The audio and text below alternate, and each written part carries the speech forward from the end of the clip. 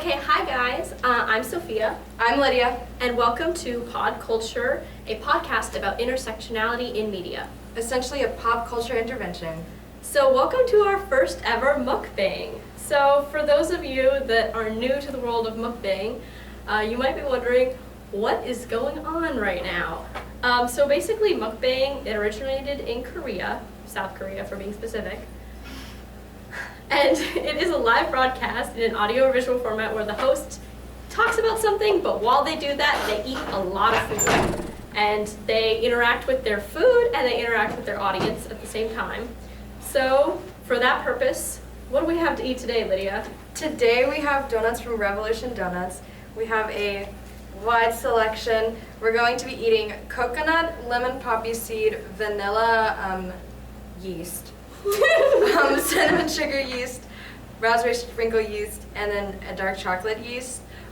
We are big fans of Revolution Donuts. And as we're going to be talking about Twilight, we'll also be talking about the donuts, giving some light reviews. Oh, also, we each have our own customized beverage. I have Inca Cola, which is a drink from Peru. It tastes like Fruit Loop milk. And I'm a pretty big fan of it. It's really good. So I found this at H Mart. If anybody's interested in getting some, Lydia, what do you have? And then I got a like a lychee like soda, and it has a fun thing where you like can drop a little ball into it, a little glass ball, and you can just play with it. So at some point during the show, I'll be messing with this. So get excited. So today we will be talking about Twilight. Oh, so God. That begs the question for like the two people who don't know, what is Twilight? So Twilight started as a book series by Stephanie Meyer. The first one came out in 2005 and the last one came out in 2008. It has a vampire-based romance fantasy focus. And essentially it follows the characters Bella and Edward and their romance. Bella is kind of just your average teenage girl. She moves to Forks, Washington, this cold, dreary town from the West. She's going to live with her dad, who she didn't really grow up around because her parents got divorced, and she misses her really cool mom.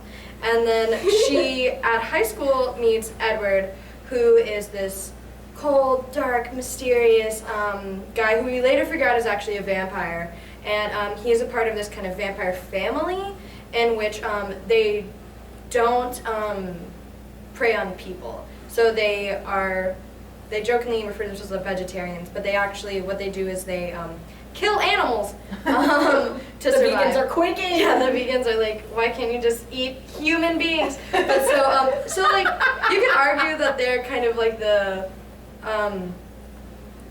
they're like ethical vampires. So, and you kind of see that throughout the series, he is like really, arguably like a sweet guy. And the book series was crazy popular. It won a lot of awards. It got a lot of attention, hitting the fan base of mostly young women and then also like middle-aged women. A lot of people might say that it hit like the moms and their tweens. So that's a pretty good range for fantasy content. But I personally think what really sets it apart from your basic media phenomenon is the movie series. And Sophia can tell us more about that. So, going into the Twilight movie series. So it was a series of 4 books, but they broke them down into 5 movies to make more money, of course. And if you say it's otherwise, you're lying to yourself. Okay, so the first Twilight movie came out the year that the last book came out, which was 2008. And every single movie broke records. The movies had a collective worldwide gross of $3.3 billion. That's not even counting what they've made now as they've like matured and aged. That's just like what they made by the time the last movie was out. Yeah. Okay. So every single film except for the first like would break a record, such as like biggest midnight opening of all time, highest single day gross ever. And those records would then only be beaten by A, the next Harry Potter movie that would come out at the same time, or the next Twilight movie would beat that record again. Oh, by the way, Lydia, do you want to tell the viewers what donut you're enjoying right now? Oh, yes. So I'm trying the cinnamon sugar yeast, and honestly, it's so good, and it kind of tastes like Christmas, but in like it's subtle. I recommend it to our live viewers. who should take a donut. Thank you to one of our live viewers.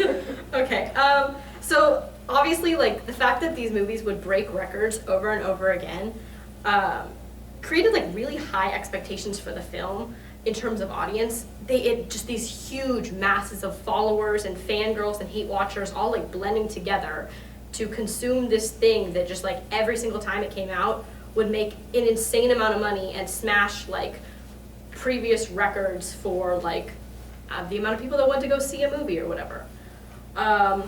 Okay, so it was adapted for the screen not by the author Stephanie Meyer, but by a writer called Melissa Rosenberg. Did you know? I was like, oh, where's Melissa Rosenberg now? What does she do? She writes Jessica Jones, guys, and I love that show. Jessica Jones is good. I know, I love that show so much, and I was like, wow, a glow up. So I was actually very impressed to find that out. That is impressive. That's also shocking because Jessica Jones is known as being like, yeah. for lack of a better word, woke. Yeah, woke, very progressive, and like, especially like the ways in which it situates women in media. But I guess that is, in a way, a commentary of the way in which Twilight situates women in media. But, so anyways, these movies like launched people into stardom, or I guess you could, depending on your opinion, you could say that it condemned their careers for the rest of their life, that they would always be like, that Twilight actor, depending on how you like look at them. Okay, I'm gonna do this glass ball thing. Oh, okay, wait. She's not strong enough. I'm strong enough. Mazel tov. I'm so proud of you. I'd say I was gonna like, instead of like taking you through the whole cast list, I guess we're just gonna focus on the 3 most important cast members with some honorable shout outs. So the 3 most important cast members, obviously Kristen Stewart, Robert Pattinson, and Taylor Lautner. The love triangle, the big 3, the ultimates. Also, special shout out to Anna Kendrick, who apparently forgot who she was in Twilight, icon. Ashley Greene, we love you for that kick, thank you. And Elizabeth Reeser, Hill House mom. We have some fans. We have an audience member jumping up and down right now. We really appreciate your enthusiasm. I literally, as I was making my notes for this viewing, I wanted to be noted that when I was putting in my honorable mentions, I was like, I can't forget the Hill House mom. I have to put her in. Because I was actually also afraid that this same audience member would stand up and walk out if I didn't. So I was like, valid decisions on my part. Anyways, so plot-wise, the movie's like took what I think about as kind of being a Harry Potter-ish approach, in that people are gonna get mad that I just compared the 2 so closely. But well, we have an audience member online who's mad that you didn't mention Carlisle as a main character. Oh. Okay, I'm so sorry. there's something to be said. I'm sorry. I don't know his actor off the top of my head, so That's okay. Harry Potter. So the movies take like a Harry Potter-esque approach. That is to say, like, they do make a few changes, and not like everything is the same, but for the most part, they pretty closely follow the plot. There's no like deviation, except for the last movie, but like, anyways, like in anything that people would be like surprised to find within the film. So in doing that, the movies have had, for the most part, terrible critical reception. Like, terrible ratings, except, and so they didn't win a lot of awards. They were nominated for 2 Grammys though, which is wild to think about because their soundtrack. For the soundtrack. The soundtracks are really good. Like, the soundtrack Bon slaps. Iver is involved with the soundtrack. 1,000 Years, that song made middle school me feel things. Anyways, but, so although it like had really negative critical reception, like audience reception was insane. So any award that these films were nominated for that was like audience choice, like we're talking, you know, MTV Fan Choice Awards, Teen Choice Awards, like anything that people voted for, it would win. I was looking up awards at this, and every single one is People's Choice, blah, blah, blah, blah, blah. Because if it was up to the audience, these movies would have won everything. And in the categories that it was up to the audience, they did. So like, yeah. That's Also, crazy. I guess that brings us into why are the Twilight films special? And I would say, guys, reading Twilight is one thing, but watching it is another. like, watching a text is always going to transform it, like when you get to see something as a movie for the first time. But the choices and the tone of these movies is insane. When I was writing my notes, I was trying to like think about the best way to describe this, and I just wrote weird energy. Yeah. That's all I really can say. As in, like, okay, like the acting is stale. The lines come out weird. Things that like seem powerful in the book suddenly take on just like a very weird like vibe. Well, I also think that could contribute to how you mentioned earlier how Twilight both built and broke a lot of people's careers because this interesting intentional staleness and this intentional coldness makes these people seem like bad actors when really it was just really odd directing. Yeah. I mean, no offense, I'm sure some of them aren't that good at acting, but like I think, you know, Robert Pattinson has proved himself to be quite talented, but like the way that they have him, the first scene that of course comes to mind, we talked about this, is the scene in which he first meets Bella by her entering a room where they share class together, and he looks at her with just pure disgust. And he gags. Yeah, he gags by like seeing her. And then I remember this in the book, but in the movie it's just so weird. She like turns over to smell her hair, because that's what she's insecure about. She's like, it must be my hair, it must smell weird. And like, it's just so weird to watch a guy just, by like a random sweet little teenage girl entering the room. It's so weird. I want to note that I just took my first bite of donut while Lydia was talking, and I had to make a significant effort not to choke and die. So there's that. But yeah, no.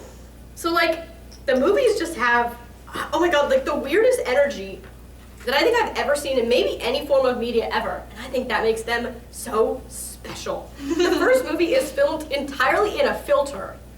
Like, you know, when you're uploading a video to Instagram and it gives you the option to put a filter on it, it's like that, like the darkest, bluest filter you could have possibly found. They like slapped that over the entire film. And there's also some like intentional camera shake in places where camera shake It's not appropriate. Isn't appropriate, which was always drawing for me as a viewer, especially I would imagine, like, I didn't see that movie in the theater, I don't think. I didn't see that one in the but, theater. But too young. I'm sure that would have been terrifying, just, they're walking around school and it's just like, nah. It looks like somebody was holding the camera and tripped. like an amateur film was like, okay, it's gonna cost so much money to reshoot this, leave it. But it just adds so much, I think, to the art. I'm so happy they left it that way, because it just created the weirdest energy of all time within a film I've ever seen. Okay, so on that note, the Twilight phenomenon. Really quickly, this is like a random thought I just had. I read something, Twilight is not camp. I'm not saying Twilight is camp. Okay, it's not camp. But I read something that said a camp movie could not have decided to be camp. It can't intentionally make the choice, I'm going to be camp. It has to be really natural. And so in a weird way, I wonder with Twilight, it didn't make all of these interesting choices to get the result that they got from us, but like because of that, because this unintentional weird energy, it's so interesting. Where I wonder if they like had intentionally been like, we're gonna do the like filter and the camera shake and all this to be like weird, but it felt like they were trying to be edgy. But yeah, but that's just something to think about. Of like, if the lack of awareness with Twilight is almost what makes it so addicting. To especially for hate watchers, which actually I think does bring us into the Twilight phenomenon, or also the Twilight effect. By the way, I'm eating the cinnamon apple donut. Is that it? It's just cinnamon sugar. It's very good. It's so good. And then, were you working on the coconut one? I took my first bite of it. I'm a little bit afraid to go back because you made me laugh and I almost choked. So now I'm associating that donut with like struggling not to die. I think it's really good personally, but I understand. I like my little drink. Back to it. I like lychee. I think it's good. It's I haven't really. I could take another sip. Okay, so Twilight phenomenon. I guess Lydia, when Twilight came out, like, so here we are now talking about the Twilight Renaissance, like in college. But when it first came out, what did it mean to you? So I hated Twilight, but the thing is, okay, so first when it came out, to set the scene, the first book came out in 2005. I don't know when exactly I started reading them, but they got popular when they came out. They didn't have that much time in between being published and like getting picked up by an audience. But in like 4th or 5th grade, I was not allowed to read them, so I read them. And I was actually really excited to read them because I traditionally liked fantasy. I was really into reading at that point. And I was excited to read them. I was also excited that I wasn't allowed to. And then I read the first one, and I was like, this is so disappointing. But also, like, I think a thing about Twilight is that it's addicting. So I didn't like it, but I read all of them. And I think I've read the first one a few times. But especially now I've done some like critical analysis through class, so like that's kind of different. But I remember my mom, one of the people that worked during school actually snitched on me to my mom. And what the heck? I know. But my mom, for those who might not know, is a librarian. So like though she didn't want me to read the books, she wasn't like really passionate about the censorship. I think she just thought that like there's more mature themes. And so she took me out to lunch and she was like, I know you read Twilight. Like, I'm not gonna punish you though because I think you hate it. And I was like, I do hate it. And she's like, yeah, that can be your punishment. And then she just bought me lunch, which I thought was, actually it was kind of a sweet moment. But all that to say, for me, Twilight for a really long time was something that I like hate watched, I hate read it. I couldn't get through the movies for so long. And I had a lot of family members that really liked it, that were older women, and they really wanted me to watch the movies with them. And I'm a big CGI person, and the CGI is just famously bad. But now I lovingly hate watch it. I think they're so fun to watch. Terrifying. Yeah. Oh, terrifying. Yeah. But like for, did you have like a similar experience? Like, what did Twilight mean to you when it first came out? Yeah, hatred. I was a big Harry Potter girl, just like super into Harry Potter, you know. And so Same, yeah. because of that, I guess that like automatically put me at odds with Twilight a bit. And I actually had a thing with my mom in that my mom encouraged my hatred of Twilight. She loved that I hated it. She lived for the fact that I hated Twilight so much. I read them all in one weekend. I like vividly remember this. I went to, wow, about to really expose myself here, but I went to a Latin competition. It was called Kataman. And I had forgotten my book, and somebody let me the first Twilight, and I was like, this is so bad. They're addictive. I need to read the rest of them.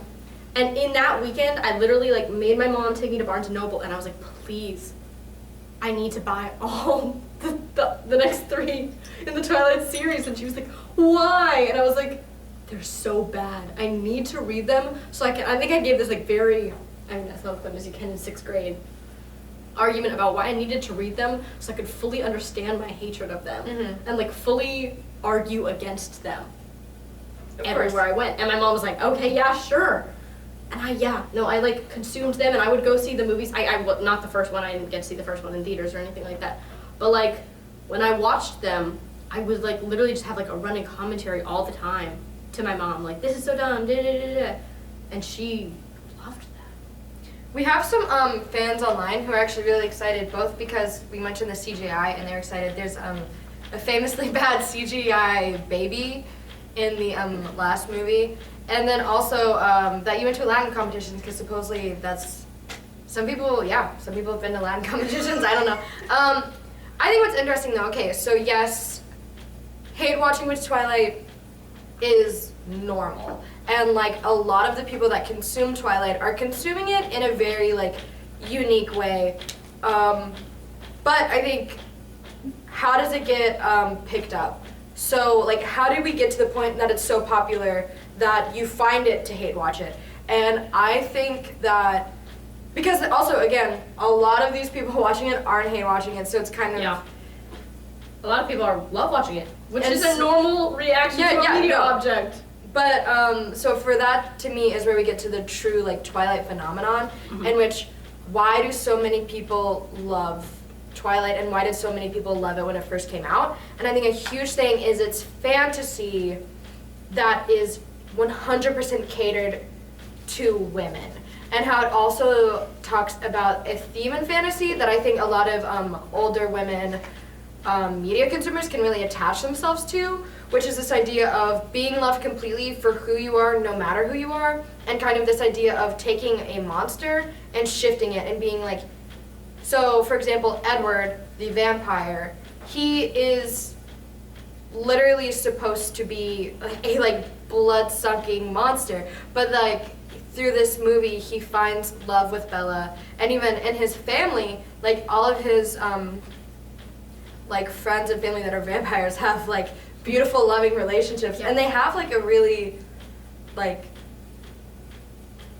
ethical lifestyle, you know? So it's kind of this idea that like if these monsters can find love and if these monsters can do good even though literally their nature goes against it, then like I deserve love. So I think that like it is interesting that so many women can attach themselves to that idea, and that like so many women have probably been like put down so many times, but like they can think that they deserve something like Bella and Edward have, which like I personally do not advocate for relationships like Bella and Edward, but I think that that's the a whole idea. Yeah, the idea of having a loving, monogamous, eternal relationship really, I think, speaks to a lot of women, especially a lot of older women, and then a lot of tweens who your whole existence can easily revolve around thinking about your future, which makes sense. I also think that like everything you just said is actually part of the reason why Twilight is hated so much. Because if you think about like the reaction that people had to the books, just like the absolute like obsession and consumption and the way that people interacted with the text, like it's not really, and okay, I'm saying this as somebody who loves Harry Potter, and I don't love the Hunger Games anymore, but who at a certain time loved the Hunger Games a lot. But like at the end of the day, the stories are very different, but the reaction people had to the text is not that different, like this catapult into fame, than like the obsession that was like reached by like Harry Potter, the Hunger Games. Except that Twilight, its big crucial difference is the majority of the people reacting to this text were women. And I think people hated that.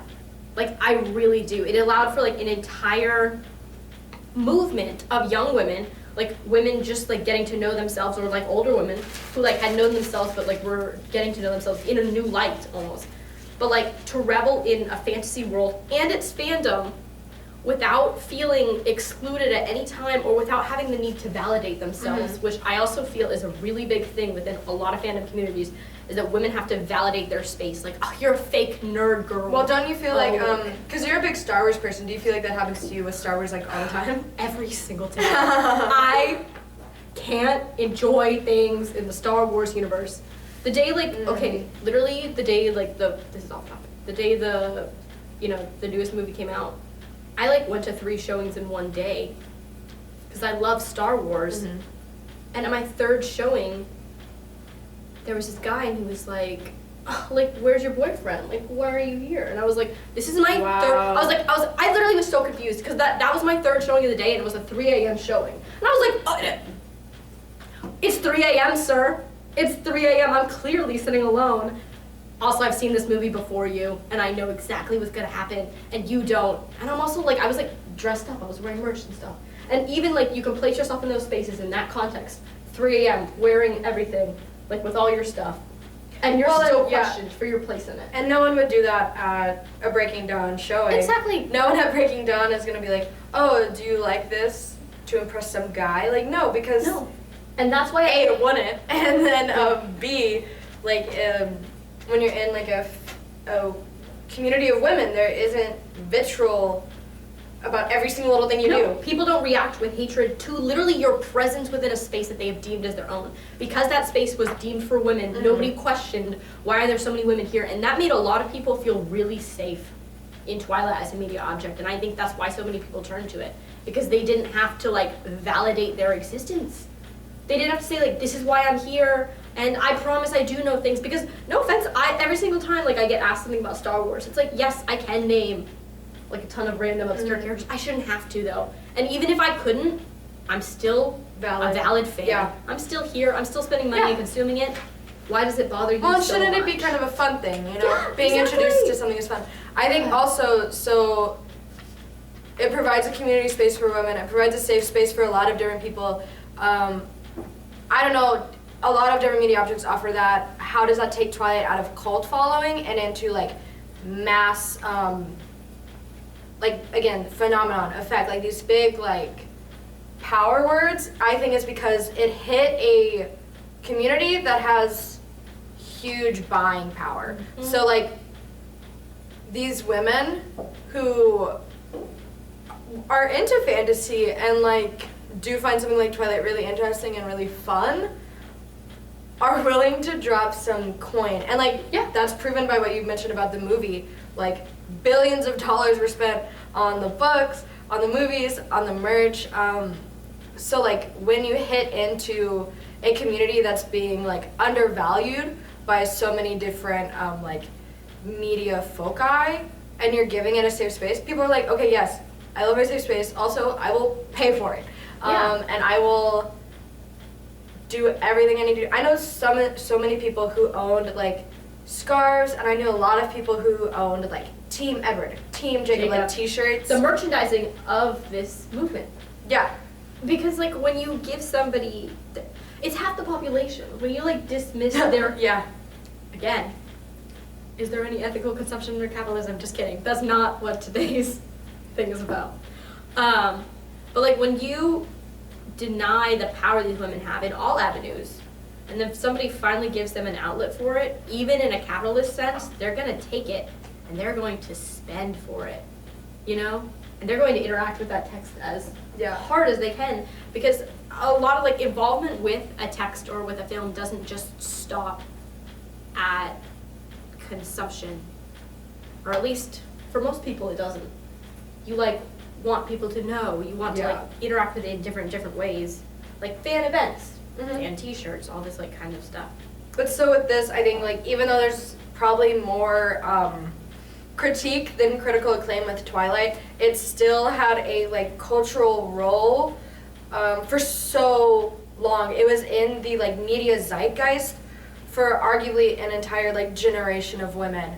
And so I think that brings us to our true hot take, cold take, whatever of the episode. And we are going to now talk about the Twilight Renaissance. So Twilight is back, baby! It's 10 years later. 10 years later, and Twilight media, like fan media, is hotter than ever. And this is so exciting for even someone who like hate watches it. It's so much fun. If you are in like the social media world, like really tight, you will be seeing like Twilight memes, Twilight jokes, Twilight fan content.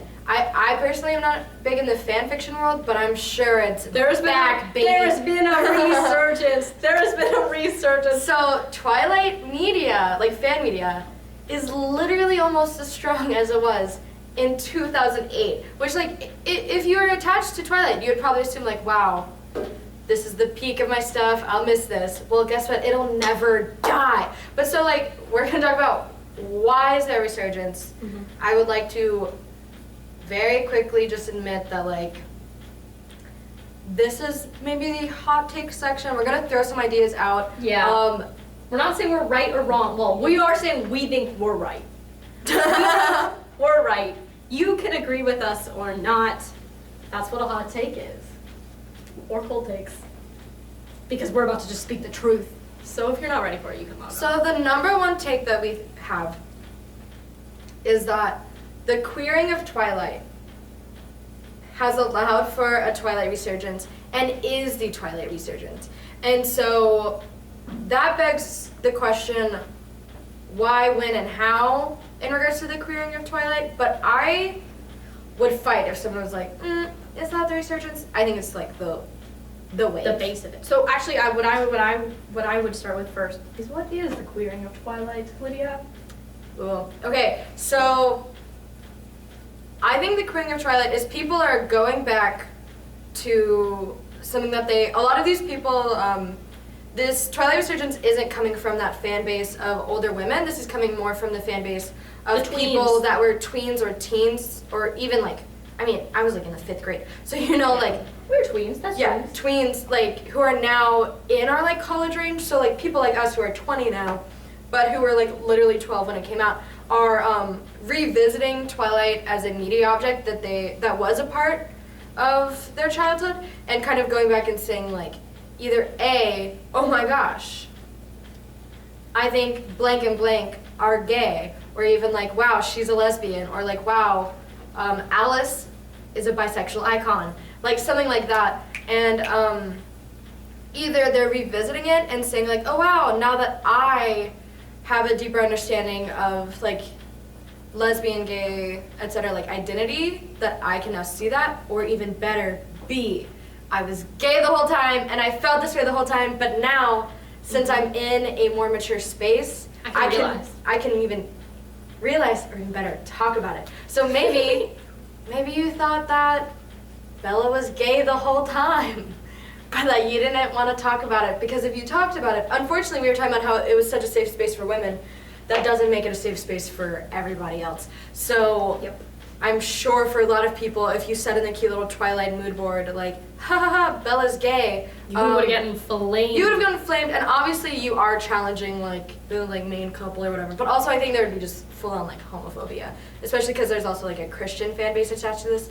Not that Christians are homophobic, but historically speaking, there's been some drama. But so I think, in regards to your question, like what would be the queering of Twilight, it would be able to attach characters that are arguably canon straight. So like characters that were written arguably as straight. Arguably. But like straight characters that you can go back and say no.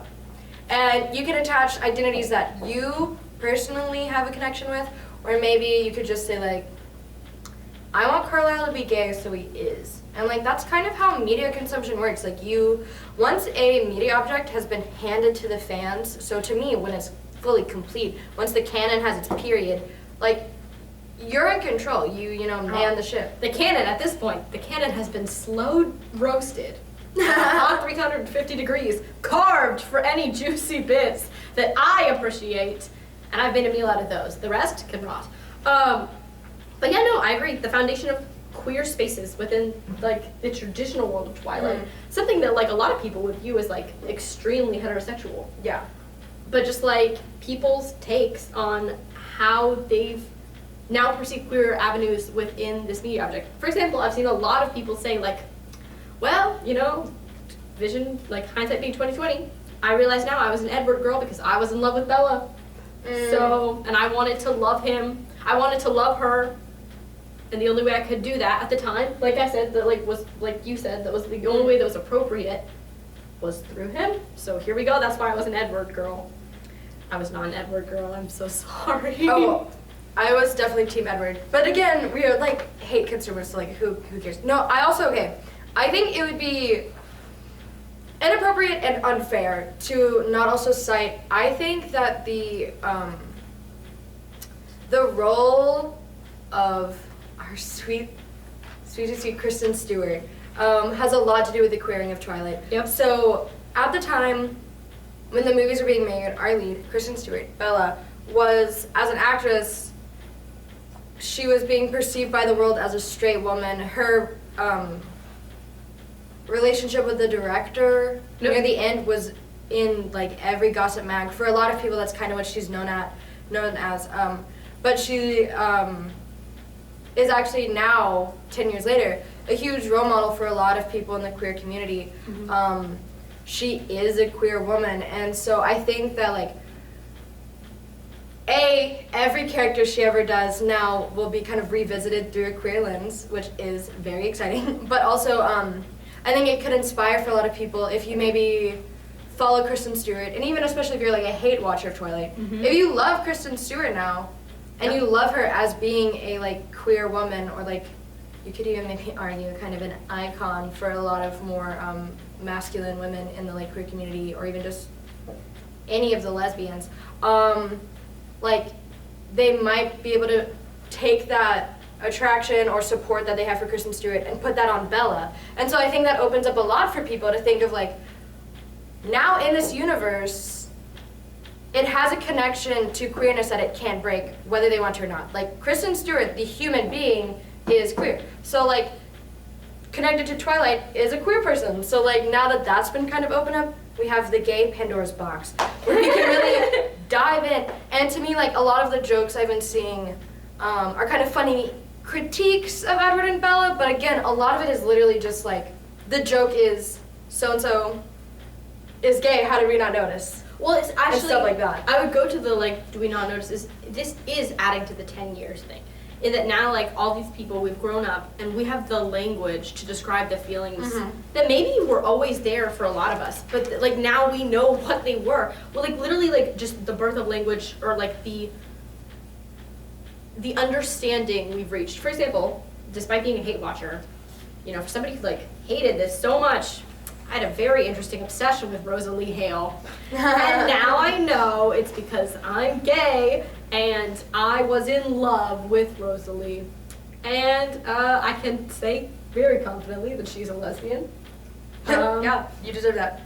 But at the time I had no language for that. I literally was just like, well, I think she's neat.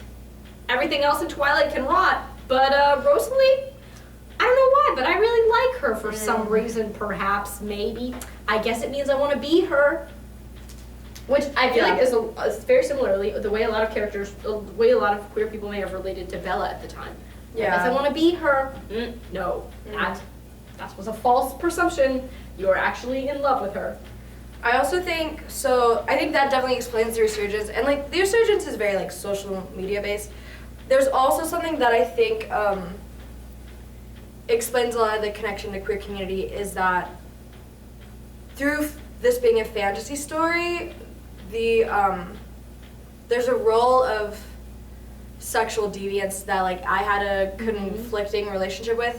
My main actually force for hating Twilight when I was younger is I really respect certain tropes in fantasy, thriller, horror as like being connected to a metaphor, and that's where I find the value of it. So Stephanie Meyer doesn't agree with me. So like what I think is really cool about vampires is that they give this metaphor, no matter what the story is, except for Twilight, it has an underlying theme of sexual deviancy, and that's literally the whole point of vampires. Like, that is their function, so that you know when a vampire enters the scene that the undertone of their, the space they're taking up is they're going to be attached to some cultural sexual deviancy at the time. Whether that be, kind of like maybe during the sexual revolution, there was a lot of just vampires who were into having sex. Like, even that at the time would be sexual deviancy. And so, Stephanie did not attach that at all. But in a weird way, that could maybe be attractive to queer audiences. So a character that is, or excuse me, more like a trope that is like traditionally connected to queer deviancy not being. I think that is actually really similar to kind of the queer existence, is where unfortunately queer identities are like too frequently connected to sexual deviancy. Yep. Like, viewed as inherently dirty. Viewed as dirty, other. Viewed as other, and also viewed as dangerous in regards to, like... The mass. The mass, and also dangerous in the view of, like, sexual deviancy. And so, to have that, like, shared connection to vampires and then have it not be an Edward, you could almost see that, like, oh, historically, I might have felt that I was something that I'm not. And like through this like vampire story, I now know that like just because people want you to be something doesn't mean you are. So just because society thinks you're sexually deviant, you're not. But I also think they should be in the movie, but like whatever. Yeah, but actually that almost goes back to what you mentioned earlier, which was the idea of being loved so completely for yourself as you are, no matter if you are supposed to be viewed in one lens or another, whether that lens is supposed to be of sexual deviance or like the lack thereof, because Edward was a prude and that was kind of the point of a lot of the novel. But this idea that like you can be loved completely with no like boundaries on that love either, like human, immoral, whatever, no like boundaries on that romance, despite like such immense differences between you. And so now I think like in a totally different way than we mentioned it earlier, queer audiences have like really picked up on that and responded to it. Although vampires should be sexually deviant, that is kind of their point. Yeah, I mean, it's complicated because it's like, if there is something that queer audiences can attach themselves to, even like maybe, it doesn't have to be like explicit or implicit, like if it happens, and that is like, there's worth there. Again, even if Stephanie Meyer doesn't want to be attached to them, you are. And like I think, so we've established that essentially the role of the Twilight Resurgence has a lot to do with the queering or even just LGBTQ communities attaching themselves. I think it hasn't ended there though. There's been a lot of attention outside of LGBTQ spaces, and I think it's because the gays have social media clout. So like, ooh, hot take. they have been the kind of the flame that sparked the Twilight resurgence, and that, for example, I've seen a lot of like kind of straight media just picking up like articles of being like, oh, Twilight's back, who knew? And It's literally just a compiled list yeah, of posts by queer people. People, yeah. Which, I mean, is kind of the way a lot of media looks right now, is a lot of white, straight, frequently men making articles that's really just other people's content from like different social groups that they're not a part of. But through that though, I think it has an even wider lens than just like funny jokes on Tumblr. I think that it's getting people's attention that like Twilight's back. I'm sure they're terrified. I don't really think the straights have as deep as the social media understanding as I do. It's weird. That's a weird take, but like I understand what you're saying though. I also think that it does go back to the ways in which we said that at the beginning, back in the olden days, people feared Twilight because it was for women. And now people fear Twilight for an entirely different reason. Well, it's weirder though because, or not weirder, it's different because I wonder, even though there's like downfalls, there's still the clout there of like people think that like, oh, like even when they hate it, a lot of people are willing to admit what LGBTQ people do is fashionable. Yeah. And even like this idea of like, even though they're the other, they're chic. And really. Sorry, no, I just really, I guess like wow, such a perfect example of that is, you know, Offset in his song, how he like rapped that line like, I don't bleep with queers, except somebody broke down the outfit he was wearing when he raps that line, and almost every single piece of clothing he was wearing was by a queer designer. So you say that, but like, we're everywhere. Well, it's real, and even like for a long time, people, of course it's different for the LGBTQ community is huge, so like frequently lesbians are viewed as unfashionable. It's weird, but like, whatever. But like, the fashion thing has kind of been deemed onto like gay men, but even like, I think for a lot of people, the community is just an umbrella for better or for worse, and so like, this kind of idea of like, and even I think for a lot of people, lesbians could be deemed as like funny and like kind of like smart asses, you know, stuff like that. And so like this idea that like even if they shouldn't be able to, you know, be the president of the United States, I'll still go to their comedy show, I'll still like retweet their stuff on Twitter. I'll definitely appropriate everything that they like and act like it's mine. It's weird because like they're allowed to entertain me. Exactly, like dance for me. And so kind of this I'm not even saying they're doing it that hard with the Twilight Renaissance, but kind of it's really easy for if the gays like something for the straights to pick it up. And they do that a lot with social media. I have seen I think BuzzFeed does a good job of hiring a lot of like LGBTQ people to work for them, but I've seen a lot of BuzzFeed articles that are just like, here's gifts from the Twilight Resurgence, and I wonder how ethical of a media practice that is to just be like, here's an article about things other people did. But so I think from that, there's been a lot of clout. Yeah, everything the gays do is cute. We did this, so hopefully I don't want the Twilight Renaissance to die. I've been liking the jokes. I think they're good. I think they are watched all the funny. movies the other day. It was. No, it's such a unique and fascinating cultural moment to be in. And I think it just really represents that for better or for worse, Twilight has made too deep an impression on our culture then and now to leave or to be forgotten. Like it's 10 years later and we're back and it's not going to be dismissed anytime soon, I don't think. Do you agree? I agree. We both need to eat. We haven't touched the chocolate donut yet. Oh, I'm so full. No, you have to do it. You don't have to like eat it, but you have to. Cheers? Cheers? Okay, we just clinked donuts. It's so good, but my body does hurt. It's the worst one. Okay, I'm gonna give that a hot take. The chocolate donut's the worst. Whoa. I tried all of them. Sophia has the body of a sweet human being. I have the body of a cow. So I was really willing to power through this. And I think they were all good. I was surprised that the coconut was so good. Oh my gosh, yes. Because I actually don't really love coconut. No. But that was good. Final donut That was review good. is that the coconut might have been my favorite. Oh really? I think Which is a mine. very hot take because I love the hot yeast donuts. The yeast donuts, I like the way they rise.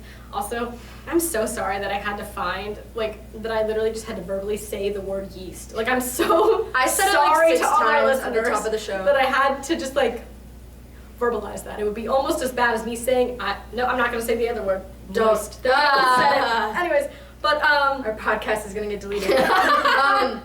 explicit commentary. Before we leave, there's one thing that I think we need to admit, and that there's so many reasons why there's a Twilight resurgence. A lot of it is gay people, but we would be just so wrong if we didn't reference that it being a 10-year anniversary is also a reason for resurgence in itself. Oh, absolutely.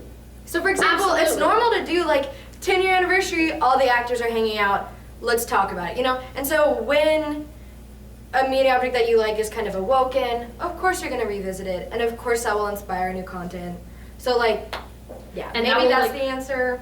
But I don't think that I agree that 10 years later is a foundation, but it doesn't allow the entrance back into Twilight that has been created. It allows let me wave at that as we pass by. It's golden year in the nursing home, but Twilight is not in the nursing home. It is out and about. I'm talking about a sentient being. I'm so sorry. One of our online listeners also said that Rami Malek has something to do with it, which I actually think is a good point, is that a lot of these actors were young and at the beginning of their career. So if you're into an actor, even someone like Robert Pattinson, you might revisit their content and you might be like, oh wow, I remember Rami Malek was in Twilight and I loved him in Bohemian Rhapsody. Let me go rewatch Twilight. And so I remember Anna Kendrick was in Twilight. She does not remember. But we do. But yeah, there's plenty. It doesn't pull a Crimes of Grindelwald. God. I think it can just stay as fan controlled. We don't need more of the content. We can create what we have. Yeah, it's great. So No, but on that